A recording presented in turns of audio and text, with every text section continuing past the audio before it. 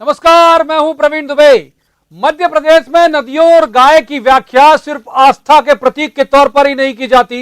इस प्रदेश में नदियां और गायें आस्था से कहीं ज्यादा राजनीतिक दलों का एजेंडा है। सत्ता बदल गई लेकिन नदियों और गायों पर सियासत जारी है।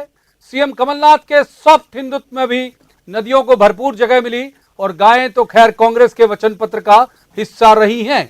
लेकिन सवाल यह है कि नदियों और गायों के सेहत के साथ उनके हालात सुधारने का दम भरने वाली सरकार में इनका सूरत हाल बदला है क्या? शिवराज सरकार में नर्मदा किनारे जो वृक्षारोपण हुआ, इसमें घोटाले के आरोप के साथ जांच के सवाल सरकार में बैठे कई मंत्रियों ने उठाए। यह भी कहा कि कुछ लोग जेल जाएंगे। लेकिन कमलनाथ सरकार में भी यह फैसला हुआ कि प्रदेश में 40 नदियों के तट पर वृक्षारोपण किया जाएगा। सवाल यह है कि मीडिया के लाव लश्कर के साथ सत्ता प्रेमी कंप्यूटर बाबा की अवैध उत्खनन छापेमारी से नदियां जी जाएंगी क्या?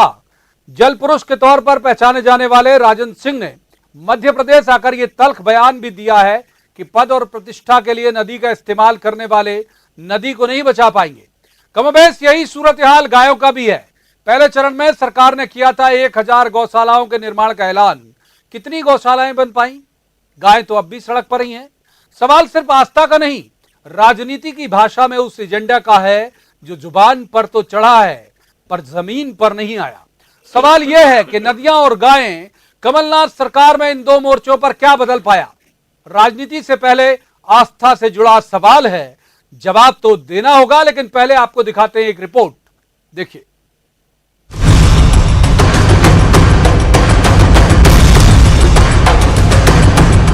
अवैध उत्खनन से नदियों का जीवन बच पाएगा कि नहीं, इसकी तो कोई गारंटी नहीं है। लेकिन कैमरे की लाइट चालू हो जाने के बाद छापामार की कार्रवाई करने वाले कंप्यूटर बाबा को भरोसा है कि ये उनकी सियासी उम्र जरूर बढ़ा देगा।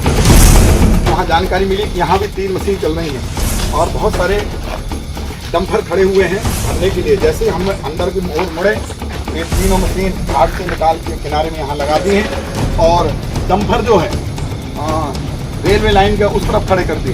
जब हम लोग आए तो धीरे धीरे डंपर भी जो है वो निकलते गए और चूंकि मशीन तो भाग नहीं सकती, इसलिए यहाँ लाके उन्होंने और किनारे में खड़ी कर दी। हम लोग जब तक हमारे पास बल कम था।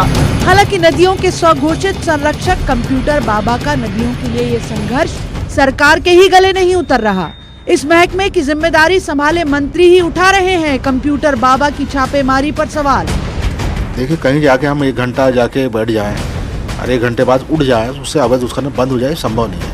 वो किस नज़रिए से बैठते हैं, किस नज़रिए से उड़ जाते हैं, ये सवाल का जवाब तो वही देंगे तो ज़्यादा अच्छा रहेगा। फिर नदियों को बचाने काम कर रहे राजेंद्र सिंह तो आगाह कर गए हैं कि इससे नदियों की सेहत सुधरेगी नहीं, बिगड़ जाएगी। ये फ्रॉड बाबा हैं, इनको फ्रॉडगिरी करना, इनको झूठ बोलना और झूठ बोलकर लोगों को धोखा देना आता है, उसके वो मास्टर हैं। तो नदियों को जिंदा करने के लिए वो कहते हैं ना, मिस कॉल करो नदी जिंदा हो जाएगी। तो ये फ्रॉडगिरी है, ये फ्रॉडगिरी के बाबा हैं। कंप्यूटर बाबा ने यहाँ भी पलटवार में देर नहीं लगाई। उनको यह ज्ञान नहीं है या वो हमारे पास आए, उन्हें आप हमारे पास भेजें, हम उन्हें समझा दें कि शिवराज सरकार में कितना कचरा था, उसे अलग करने के लिए थोड़ा टाइम लगेगा। हैरत की बात यह भी है कि नर्मदा किनारे वृक्षारोपण को लेकर सवाल उठा चुकी सरकार में अब फिर नर्मदा के किनारे हरे करने की तैयारी है। लक्ष्य है सरकार का कि ज्यादा से ज्यादा प्लांटेशन हो, जिससे नदी की भी रक्षा की जा सके, जिसको एक देवी के रूप में हम लोग मानते हैं।